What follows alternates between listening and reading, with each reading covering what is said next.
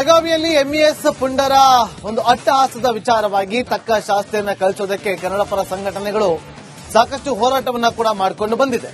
ಮೊನ್ನೆ ಕೂಡ ನಾರಾಯಣಗೌಡ ಬಣ ಹಾಗೂ ಪ್ರವೀಣ್ ಶೆಟ್ಟಿ ಬಣ ಬೆಳಗಾವಿಗೆ ತೆರಳಿ ಪ್ರತಿಭಟನೆಯನ್ನ ಕೂಡ ಮಾಡಿ ಬಂದಿದ್ರು. ಈಗ ಈ ಒಂದು ಅಟ್ಟಹಾಸಕ್ಕೆ ಬ್ರೇಕ್ ಹಾಕಿಸುವ ನಿಟ್ಟಿನಲ್ಲಿ ಅವರ ವಿರುದ್ಧ ಕನ್ನಡಿಗರ ಕಿಚ್ಚು ದಿನೇ ದಿನೇ ಹೆಚ್ಚಾಗ್ತಾನೆ ಇದೆ. ಮಾರ್ಚ್ 22ರಂದು ಕರ್ನಾಟಕ ಬಂದ್ಗೆ ಕರೆಯನ್ನ ಕೊಡಲಾಗಿದೆ. ಕನ್ನಡ ಪರ ಸಂಘಟನೆಗಳಿಂದ ರಾಜ್ಯ ಬಂದ್. ಬೆಳಗಾವಿ ಘಟನೆ ಖಂಡಿಸಿ ಉಗ್ರ ಹೋರಾಟಕ್ಕೆ ಕನ್ನಡ ಸಂಘಟನೆಗಳು ಮುಂದಾಗಿದ್ದು, ವಾಟಾಳ್ ನಾಗರಾಜ್ ಅವರ ನೇತೃತ್ವದಲ್ಲಿ ನಡೆದಂತಹ ಸಭೆಯಲ್ಲಿ ಈ ಒಂದು ನಿರ್ಧಾರಕ್ಕೆ ಬರಲಾಗಿದೆ.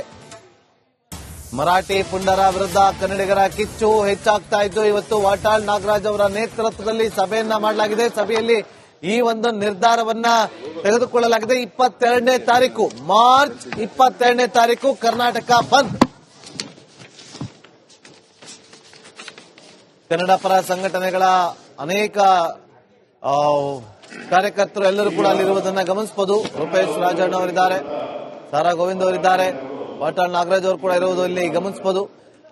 ಸಾಕಷ್ಟು ಜನ ಕನ್ನಡ ಸಂಘಟನೆಯ ನಾಯಕರೆಲ್ಲರೂ ಕೂಡ ಬಂದರೆ ವಾಟಾಳ್ ನಾಗರಾಜ್ ಬಹಳ ಗಂಭೀರವಾದಂತ ಪರಿಸ್ಥಿತಿಯಲ್ಲಿ ನಾವು ಸೇರಿದ್ದೇವೆ.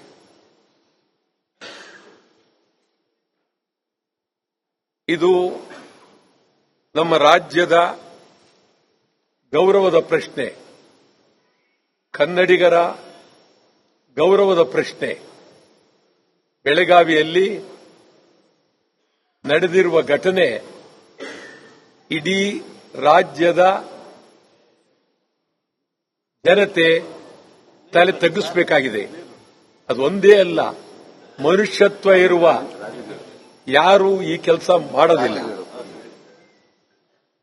ಕಂಡಕ್ಟರ್ನ ಬೀದಿಯಲ್ಲಿ ಹೊಡೆಯೋ ಮಟ್ಟಕ್ಕೆ ಬೆಳಗಾವಿಯಲ್ಲಿ ಮರಾಠಿಗರು ಬಂದಿದ್ದಾರೆ ಅಂತ ಹೇಳಿದ್ರೆ, ಬೆಳಗಾವಿ ಕರ್ನಾಟಕದಲ್ಲಿದೆಯಾ, ಮಹಾರಾಷ್ಟ್ರದಲ್ಲಿದೆಯಾ? ಇದು ನಮಗೆ ಚಿಂತನೆ ಮಾಡಬೇಕಾದ ಕಾಲ.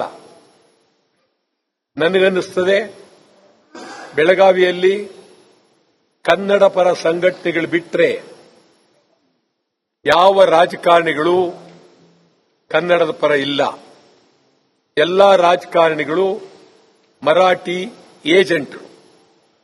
ಕಾಂಗ್ರೆಸ್ನವರಿರ್ಬೋದು, ಬಿಜೆಪಿ ಇರ್ಬೋದು, ಜೆಡಿಎಸ್ ಇರ್ಬೋದು, ಎಲ್ಲರೂ ಮರಾಠಿ ಏಜೆಂಟರು.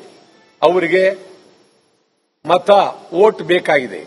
ಅದಕ್ಕಾಗಿ ಮರಾಠಿಯವರನ್ನ ಅವರು ಯಾವುದೇ ಕಾರಣಕ್ಕೂ ಕೈ ಬಿಡೋದಿಲ್ಲ. ಮರಾಠಿಯವರಿಗಿಂತ ಹೆಚ್ಚಾಗಿ ನಮ್ಮ ರಾಜ್ಯದ ರಾಜಕಾರಣಿಗಳು ಮರಾಠಿಗಳನ್ನು ಹಿಡ್ಕೊಂಡು ಕೂತಿದ್ದಾರೆ. ಆದರೆ ಕನ್ನಡ ಪರ ಸಂಘಟನೆಗಳು ಬಹಳ ಭದ್ರವಾಗಿ ಬೆಳಗಾವಿಯಲ್ಲಿ ತಮ್ಮ ಶಕ್ತಿಯನ್ನ ತೋರಿಸ್ತಾ ಬಂದಿದ್ದಾರೆ. ಮತ್ತಷ್ಟು ಮಾಹಿತಿಯನ್ನು ಕೊಡೋದಕ್ಕೆ ನಮ್ಮ ಪ್ರತಿನಿಧಿ ವಿಜಯ್ ಈಗ ನೇರ ಸಂಪರ್ಕದಲ್ಲಿ ಜಾಯ್ನ್ ಆಗಿದ್ದಾರೆ. ವಿಜಯ್, 22ನೇ ತಾರೀಕು ಕರ್ನಾಟಕ ಬಂದ್ ಕರೆ ಕೊಡಲಾಗಿದೆ. ಯಾವ ರೀತಿಯಾಗಿ ಆಚರಣೆ ಮಾಡಲಾಗುತ್ತೆ ಅವತ್ತಿನ ದಿನ?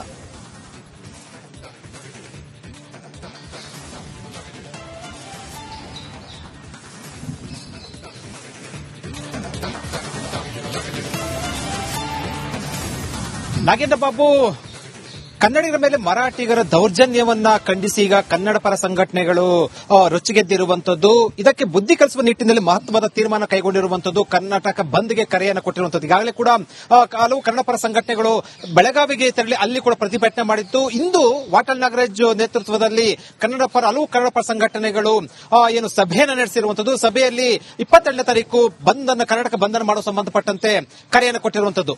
ಅಂದ್ರೆ ಈಗ ಒಂದು ಮರಾಠಿಗರ ಒಂದು ಸಂದೇಶವನ್ನು ಕೊಡುವ ನಿಟ್ಟಿನಲ್ಲಿ ಈ ಬಂದ್ ಅನ್ನು ಆಯೋಜನೆ ಮಾಡಿರುವಂತದ್ದು ಇಡೀ ರಾಜ್ಯಾದ್ಯಂತ. ಮತ್ತು ಒಂದು ನಾಗೇಂದ್ರ ಬಾಬು, ಕನ್ನಡ ವಿಚಾರ ಸಂಬಂಧಪಟ್ಟಂತೆ ನೆಲ, ಜಲ ಮತ್ತು ಭಾಷೆ ವಿಚಾರ ಸಂಬಂಧಪಟ್ಟಂತೆ ಸಂಘಟನೆಗಳು ಕೊಡುವಂತಹ ಬಂದ್ ಏನಿದೆ, ಅದು ಸಾಕಷ್ಟು ಬಿಸಿ ಮುಟ್ಟಿಸುವಂತ ಕೆಲಸ ಆಗುವಂತದ್ದು, ಜನರು ಕೂಡ ಸಹಕಾರ ಕೊಡುವಂತದ್ದು. ಈಗ ಬಂದ್ ಕರೆ ಕೊಟ್ಟಿರುವಂತಹ ಹಿನ್ನೆಲೆಯಲ್ಲಿ ಒಂದು ಸರ್ಕಾರಕ್ಕೂ ಎಚ್ಚರಿಕೆ, ಜೊತೆಗೆ ಒಂದು ಮಹಾರಾಷ್ಟ್ರದ ಏನ್ ದೌರ್ಜನ್ಯ ಎಸಗಿದ್ದಾರೆ ಅವ್ರಿಗೂ ಕೂಡ ಒಂದು ಸಂದೇಶ ಕೊಡುವ ನಿಟ್ಟಿನಲ್ಲಿ ಈ ಬಂದ್ಗೆ ಕರೆಯನ್ನು ಕೊಟ್ಟಿರುವಂತದ್ದು.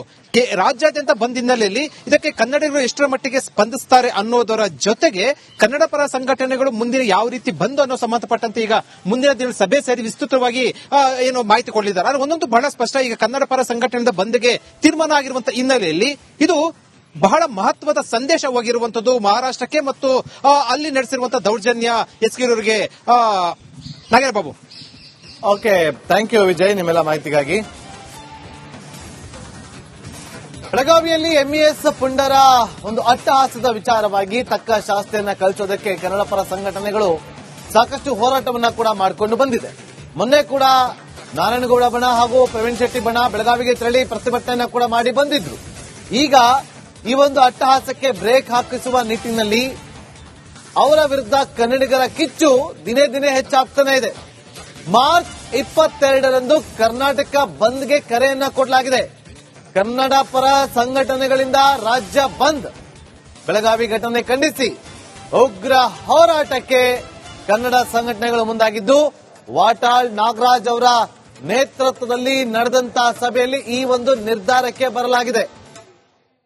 ಮರಾಠಿ ಪುಂಡರ ವಿರುದ್ಧ ಕನ್ನಡಿಗರ ಕಿಚ್ಚು ಹೆಚ್ಚಾಗ್ತಾ ಇದ್ದು, ಇವತ್ತು ವಾಟಾಳ್ ನಾಗರಾಜ್ ಅವರ ನೇತೃತ್ವದಲ್ಲಿ ಸಭೆಯನ್ನ ಮಾಡಲಾಗಿದೆ. ಸಭೆಯಲ್ಲಿ ಈ ಒಂದು ನಿರ್ಧಾರವನ್ನ ತೆಗೆದುಕೊಳ್ಳಲಾಗಿದೆ. 22ನೇ ತಾರೀಕು, ಮಾರ್ಚ್ 22ನೇ ತಾರೀಕು ಕರ್ನಾಟಕ ಬಂದ್. ಕನ್ನಡ ಪರ ಸಂಘಟನೆಗಳ ಅನೇಕ ಕಾರ್ಯಕರ್ತರು ಎಲ್ಲರೂ ಕೂಡ ಅಲ್ಲಿರುವುದನ್ನು ಗಮನಿಸಬಹುದು. ರೂಪೇಶ್ ರಾಜಣ್ಣ ಅವರಿದ್ದಾರೆ, ಸಾರಾ ಗೋವಿಂದ್ ಅವರಿದ್ದಾರೆ, ವಾಟಾಳ್ ನಾಗರಾಜ್ ಅವರು ಕೂಡ ಇರುವುದು ಇಲ್ಲಿ ಗಮನಿಸಬಹುದು. ಸಾಕಷ್ಟು ಜನ ಕನ್ನಡ ಸಂಘಟನೆಯ ನಾಯಕರೆಲ್ಲರೂ ಕೂಡ ಬಂದರೆ ವಾಟಾಳ್ ನಾಗರಾಜ್ ಬಹಳ ಗಂಭೀರವಾದಂತ ಪರಿಸ್ಥಿತಿಯಲ್ಲಿ ನಾವು ಸೇರಿದ್ದೇವೆ.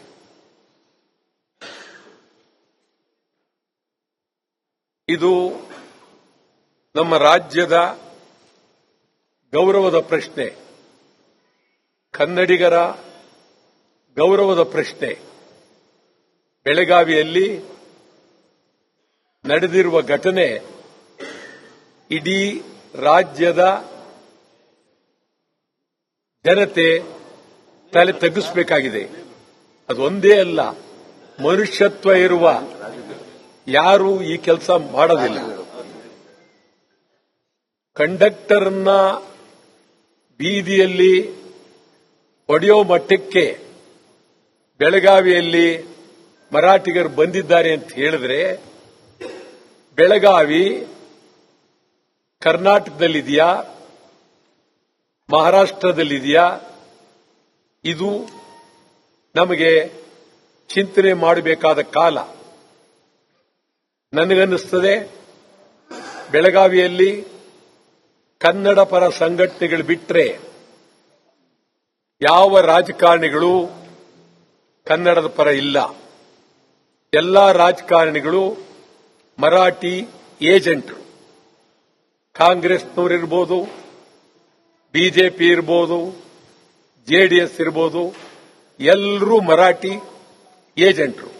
ಅವರಿಗೆ ಮತ ವೋಟ್ ಬೇಕಾಗಿದೆ. ಅದಕ್ಕಾಗಿ ಮರಾಠಿಯವರನ್ನ ಅವರು ಯಾವುದೇ ಕಾರಣಕ್ಕೂ ಕೈ ಬಿಡೋದಿಲ್ಲ. ಮರಾಠಿಯವರಿಗಿಂತ ಹೆಚ್ಚಾಗಿ ನಮ್ಮ ರಾಜ್ಯದ ರಾಜಕಾರಣಿಗಳು ಮರಾಠಿಗಳನ್ನು ಹಿಡ್ಕೊಂಡು ಕೂತಿದ್ದಾರೆ. ಆದರೆ ಕನ್ನಡ ಪರ ಸಂಘಟನೆಗಳು ಬಹಳ ಭದ್ರವಾಗಿ ಬೆಳಗಾವಿಯಲ್ಲಿ ತಮ್ಮ ಶಕ್ತಿಯನ್ನ ತೋರಿಸ್ತಾ ಬಂದಿದ್ದಾರೆ. ಮತ್ತಷ್ಟು ಮಾಹಿತಿಯನ್ನು ಕೊಡೋದಕ್ಕೆ ನಮ್ಮ ಪ್ರತಿನಿಧಿ ವಿಜಯ್ ಈಗ ನೇರ ಸಂಪರ್ಕದಲ್ಲಿ ಜಾಯ್ನ್ ಆಗಿದ್ದಾರೆ. ವಿಜಯ್, 22ನೇ ತಾರೀಕು ಕರ್ನಾಟಕ ಬಂದ್ ಕರೆ ಕೊಡಲಾಗಿದೆ. ಯಾವ ರೀತಿಯಾಗಿ ಆಚರಣೆ ಮಾಡಲಾಗುತ್ತೆ ಅವತ್ತಿನ ದಿನ?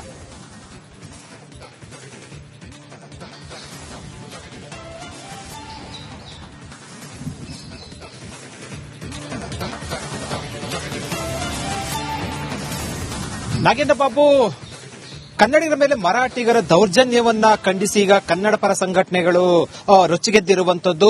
ಇದಕ್ಕೆ ಬುದ್ಧಿ ಕಲಿಸುವ ನಿಟ್ಟಿನಲ್ಲಿ ಮಹತ್ವದ ತೀರ್ಮಾನ ಕೈಗೊಂಡಿರುವಂತದ್ದು. ಕರ್ನಾಟಕ ಬಂದ್ಗೆ ಕರೆಯನ್ನು ಕೊಟ್ಟಿರುವಂತದ್ದು. ಈಗಾಗಲೇ ಕೂಡ ಹಲವು ಕನ್ನಡ ಪರ ಸಂಘಟನೆಗಳು ಬೆಳಗಾವಿಗೆ ತೆರಳಿ ಅಲ್ಲಿ ಕೂಡ ಪ್ರತಿಭಟನೆ ಮಾಡಿದ್ದು. ಇಂದು ವಾಟಾಳ್ ನಾಗರಾಜ್ ನೇತೃತ್ವದಲ್ಲಿ ಹಲವು ಕನ್ನಡ ಪರ ಸಂಘಟನೆಗಳು ಏನು ಸಭೆಯನ್ನು ನಡೆಸಿರುವಂತದ್ದು. ಸಭೆಯಲ್ಲಿ 22ನೇ ತಾರೀಕು ಕರ್ನಾಟಕ ಬಂಧನ ಮಾಡುವ ಸಂಬಂಧಪಟ್ಟಂತೆ ಕರೆಯನ್ನು ಕೊಟ್ಟಿರುವಂತದ್ದು.